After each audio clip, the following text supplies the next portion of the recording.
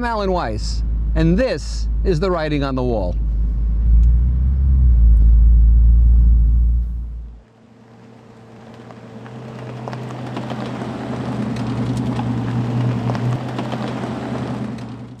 Hi, I'm Alan Weiss. Welcome to Writing on the Wall. This is episode 51, and today we're talking about ambiguity. For example, this is a very late October day, and here we are outside, just a beautiful day. You never know anymore with the weather. Things get increasingly ambiguous. We have too many choices today. High tech actually creates ambiguity. Here's my iPhone. Here's my iPad. You've got things similar to this. Your laptop, your desktop. We're not plugged in to the internet any more than we're plugged into the electrical grid. That is, we're always on, right? And so, since we have constant access to high tech, we have constant access to too many choices. Think about it when you decide to open up your computer in the morning. You can surf, you can buy, you can check your email, you could go to YouTube, you could go to other social media platforms, you could pursue your hobbies, you could upgrade all of your software, you could go onto eBay and place a bid. There's all kinds of things that you can do that can absolutely usurp your time. And so small wonder so many people get up in the morning ready to do 3 or 4 key things, and at the end of the day, the list is still there. Nothing has moved. High tech has created too many choices, and that creates ambiguity. It freezes us, it paralyzes us. An interesting occurrence.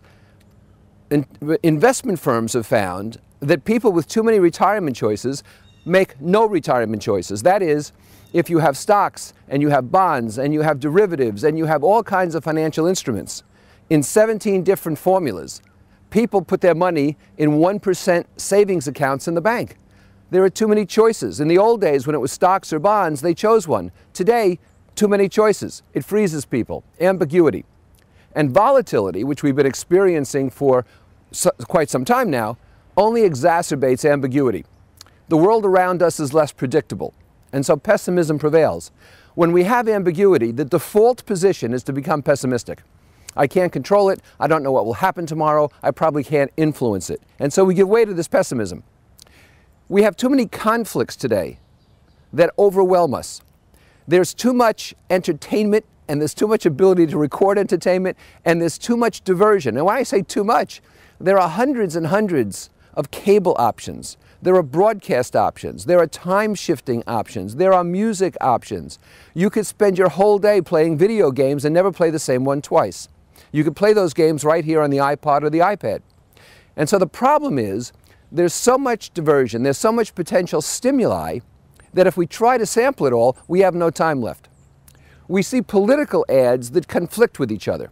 I just came back from a trip to Palm Beach and Denver, and I have never seen such rancor. In relatively small markets, people just promoting hateful ads, not dealing with issues, attacking each other. And you have somebody who says yes, somebody who says no, somebody who says up, somebody who says down, somebody who says right, somebody who says left. You don't know who to listen to anymore. They actually conflict and contradict sometimes their own messages.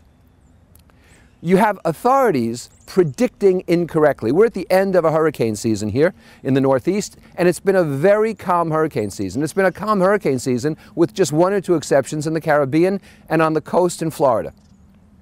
A year ago, it was also a calm hurricane season, but authorities predicted it would be one of the worst on record. They don't know. But we're besieged with these kinds of authorities who are telling us what we should believe. When it doesn't come true, no one's held accountable. Then we have authorities who make really dumb moves. Remember putting Jay Leno at 10 o'clock? Now, how'd that work out for you? Just awful for everyone. And so NBC took a beating, Leno took a beating. He's back on now on The Tonight Show after the Conan O'Brien fiasco, but he has less viewers than ever before, even though he still manages to prevail in his time slot. How long will that last? We have people who should know better making existentially dumb decisions. And then we have smart people on both sides of an issue. Global warming has very intelligent people saying, it's not coming, it is coming.